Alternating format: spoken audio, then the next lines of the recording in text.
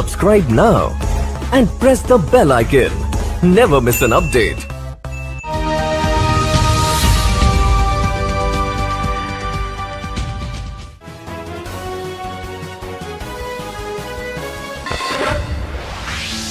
जनाब, हम रिंगतराजी रोड पर राहिल पजीर हैं, क्योंकि पहले जब आरटीओ साहब ने बोला था हमारी रोड कुल 9.5 किलोमीटर है, मेरे साथ एक सोमू बेजा था, ड्राइवर साथ था, मीटर उसको चल रहा था। हमने मेजरमेंट किया इस रोड का, इसमें कुल 9.5 किलोमीटर ये लग गई ये रोड, और उस वक़्त 18 रुपया किराया बनता था इसका।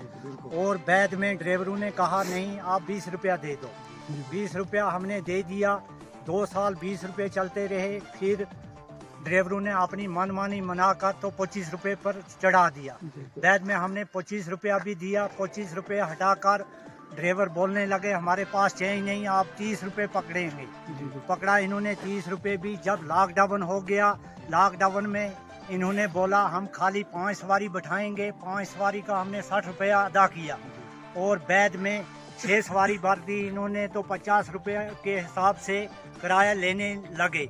आज 10 दिन हो गए, खाली 10 रुपये इन्होंने लेस किए हैं, और 40 रुपया हर वक्त, चाहे वो बड़ा हो या स्कूल का बच्चा हो, उससे 40 रुपया वसूल। वहाँ के ब्रांच के बच्चे हैं वो तो ऑलरेडी शोपियान स्कूलों का रुख करते हैं, स्कूल कॉलेज जाते हैं, लेकिन उनका कहना हर रोज़ यही है भाई हमसे ड्राइवर तबके के लोग 40 रुपया फरोख्त करते हैं। लेकिन हम उनसे ये चाहते हैं कि भाई 40 रुपया क्यों लेते हैं बच्चों से, या मतलब कोई भी सवारी है यहाँ तो 9 से 9.5 किलोमीटर यहाँ बराबर बोर्ड तक, जहाँ तक मैगडम है वहाँ तक हमारा सवाल है, मैगडम तक वहाँ तक 40 रुपया वो ले रहे हैं। लेकिन हम ये कहते हैं कि भाई यहाँ तक 9.5 किलोमीटर का 20 से 25 रुपया किराया आरटीओ ने और डीसी साहब ने किया था। और लॉकडाउन में जब लॉकडाउन आया उसमें क्या हुआ कि उसमें 50 रुपया ड्राइवर तबकों ने लिया और 5 सवारी अलाउड थी। उस बार इन लोगों ने ड्राइवर तबकों ने क्या किया कि 10 सवारी से 11 सवारी बिठाई। उस दौरान उसमें लॉकडाउन के दौरान 10 सवारी बराबर बैठाई, और 10 सवारी बिठा कर भी हमसे 50 रुपया ले रहे थे। ये कहाँ की यार, ये इस पर कोई तो हमारे साथ कोई प्रोटेस्ट पे नहीं आता, कोई इंसाफ नहीं हमें दिलाता। और यहाँ के बच्चों का ये कहना है, ये सारे रोड पे निकल आए, आप देख चुके हैं मेरे पीछे ये जितने भी हैं स्टूडेंट हैं, शोपियान जाके पढ़ते हैं बेचारे, और ये कहते हैं भाई हर रोज़ 40 रुपया ले रहे हैं, 40 रुपया ले रहे हैं। और मुकर्ररा किराया 25 से 30 अगर हो जाए तो चलो हम 30 तक भी हम दे सकते हैं, लेकिन उससे ऊपर यहाँ गरीब तबका है, गोजर बस्ती का स्टूडेंट है, यहाँ कोई। नाज़रीन, आप देख चुके हैं ISN 7 न्यूज़ के साथ मैं शबीर उल हक, और आज हम करते हैं बात ज़िला शोपियान के इलाका जहाँ द्यूपोरा में हम इस वक्त मौजूद है। उस कैंडिडेट के पास जिन्होंने अपनी दूसरी बार भी अपनी जीत हासिल की, और पहली बार उन्होंने सरपंची में और दूसरी बार डीडीसी में अपने, और हम अभी उस कैंडिडेट से बात कराते हैं, हमारे जो आज के विनर और उसी से हम बात कराते हैं तो आगे फ्यूचर में जाके इन लोगों ने क्या करना है लोगों के लिए। और आज तक जितना कुछ किया वो ठीक था, लेकिन आज के बाद, और हम उसी कैंडिडेट से बात कराते हैं जो फ्यूचर में आपने क्या करना है। सबसे पहले मैं लोगों का शुक्रगुजार हूँ कि जिन लोगों ने मुझे चुना और अपना वोट दिया, और वोट भी बल्कि सपोर्ट की, सपोर्ट भी बल्कि मेरे साथ पूरी भगवान की दुआएं भी। सबसे पहले मैं शुक्र अदा करता हूँ। और आने वाले फ्यूचर में मेरा ये काम होगा इंशाल्लाह, गरीब मुश्किल जितने भी लोग हैं, जैसे हमारे कृषि के कुछ काम हैं, जैसे सड़क है हमारी, खास करके त्रिपुरा की जो रोड हैं, जहाँ किसी भी गाँव में जिस मेरे 6 हल्के आते हैं मेरे अंडर, तो इंशाल्लाह इनमें सबसे पहले मेरा काम ये होगा कि रोड और पानी का सबसे बड़ी प्रॉब्लम जो हमें पूरा इलाके के वो पानी है। इंशाल्लाह वो पानी का मसला मैं हल करके, बाकी इंशाल्लाह जितने भी मसले मसाइल गाँव के होंगे, जिस गाँव के भी होंगे, इंशाल्लाह मैं वो हल करने के लिए तैयार हूँ। शुक्रिया। तो आज आप काफ़ी खुश नज़र आ रहा है, दूसरी बार आप विनर बन चुके हैं, दूसरी बार आपने जीत हासिल की, और आप लोगों के लिए बहुत कुछ कर रहे थे, लेकिन इसीलिए लोगों ने आपको जितवाया और यहाँ तक पहुँचा लिया। आप लोगों के लिए थोड़ी मतलब आप अपने थोड़ा पैगाम दे दो, इसके बाद आप लोगों के लिए क्या कुछ करेंगे? इंशाल्लाह लोगों के लिए हर वक्त मेरा दरवाजा क्या, मेरी जान भी लोगों के लिए तैयार है, हर वक्त जिस वक्त मेरा दरवाजा ही बल्कि मेरा लोगों के लिए तैयार है। जिस वक्त भी कोई बुलाएगा, जो भी कोई परेशानी होगी, इंशाल्लाह मैं हर वक्त उनकी परेशानी में उनके साथ साथ खड़ा हूँ। जो जिन लोगों के साथ आपका गिल्ला शिकवा शिकायत है, क्या आप उनसे भी कंग्रेचुलेशन कह रहे हैं? हकीकत ये चीज़ है कि मोमिन की हदीस में क्या है कि मोमिन का जो दिल दूर होता है वो सिर्फ गाय गड़ी होता है। मैंने अल्लाह के फजल से कुछ दीन में भी थोड़ी बहुत जानकारी है मुझे।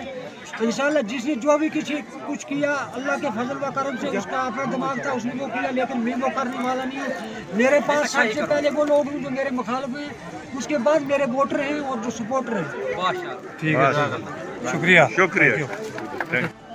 अस्सलाम वालेकुम नाज़रीन, आप देख रहे हैं ISN 7 न्यूज़ और मैं आपका मेज़बान शकील अहमद। इस वक्त ये हम ज़िला शोपियान के तहसील केलर के नसरपुरा में थे, जहां की हमारे साथ मुजफ्फर साहब जुड़ रहे हैं। इनके वालिद साहब जीत चुके हैं। ये तो पहले ही एक एक्टिविस्ट थे और अपने तबकाजात के लिए इसने बहुत कुछ करना चाहा, लेकिन इनके पास कोई रास्ता नहीं था। आज इनके पास एक रास्ता बन चुका है। अब इनसे जानेंगे कि अपने इस पसमानदे तबके के लिए ये क्या करेंगे। जी मुजफ्फर साहब, आपने अपना कीमती टाइम दिया, बहुत बहुत शुक्रिया। ISN 7 में आपका खैर मकदम करते हैं। जी पहले मैं केलर की आवाम का बहुत बहुत शुक्रगुजार हूँ, जिन्होंने हमें सपोर्ट दिया, जिन्होंने हमें मतलब इतनी पहले हौसला अफजाई दी कि आप उठें। फिर जब तैयार किया उसके बाद अपने मतलब जो उन्होंने वादे किए थे, जो उन्होंने कहा था हमारे साथ, वो पूरे किए। हमने मतलब अच्छे तरीके से कामयाब किया, हमें किसी ने धोखा नहीं दिया। मैं बहुत बहुत शुक्रगुजार हूँ केलर ये तहसील के लोगों का। जी तो दूसरी बात, इंशाल्लाह हमारा इससे पहले भी एक मिशन था। हम इससे पहले भी गुजर कम्युनिटी के लिए काम करते रहे। उसी कम्युनिटी के लिए आपने बहुत कुछ कहा, आपके पास रास्ता, आपके पास रास्ता बन चुका है। अब आप अपने इस तबके के लिए, इस पसमानदे तबके के लिए क्या करना चाहते हैं? जी बिल्कुल, हमारे पास पहले मतलब हमारी कम्युनिटी जो है ये मतलब बहुत पीछे कम्युनिटी है, बहुत पीछे रह चुकी है। हमें अभी तक मतलब अगर हम देखते हैं एजुकेशन के मामले में हम बहुत पीछे हैं। चाहे एजुकेशन हो, डेवलपमेंट हो, कोई भी इशू हो, हम हर मामले में पीछे हैं। तो इंशाल्लाह हमारी कोशिश इससे पहले भी यही थी कि हम अपनी कम्युनिटी को थोड़ा आगे पहुंचाएं इससे, और इंशाल्लाह आगे भी ऐसी ही रहेगी। अब इंशाल्लाह अल्लाह की मदद से हमारे कहीं जगहों पे हमारे अपनी बरादरी के हमारे गुज्जर कैंडिडेट आ चुके हैं। इनकी वजह से इंशाल्लाह हमें थोड़ा बहुत मिलेगा कि हम कुछ अपने लोगों के लिए कुछ कर पाएंगे।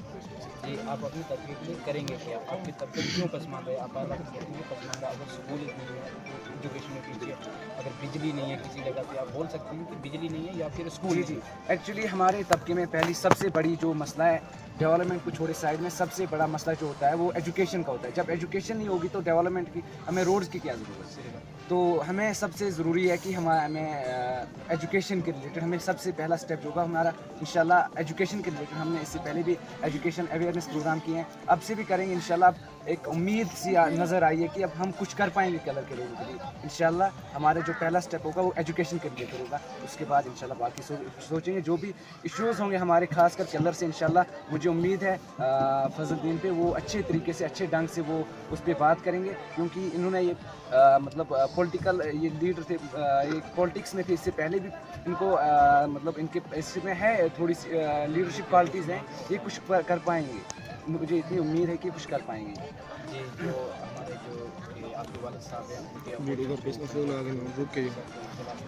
नहीं हमारा कोई इख्तिलाफात नहीं था, हमारा किसी के साथ कोई इख्तिलाफात नहीं था। हम अच्छे से मतलब किसी के अब की बात कर रहा हूँ, अब कोई इख्तिलाफ नहीं, कोई इख्तिलाफात नहीं है। हम भाई थे, इंशाल्लाह भाई हैं और भाई रहेंगे।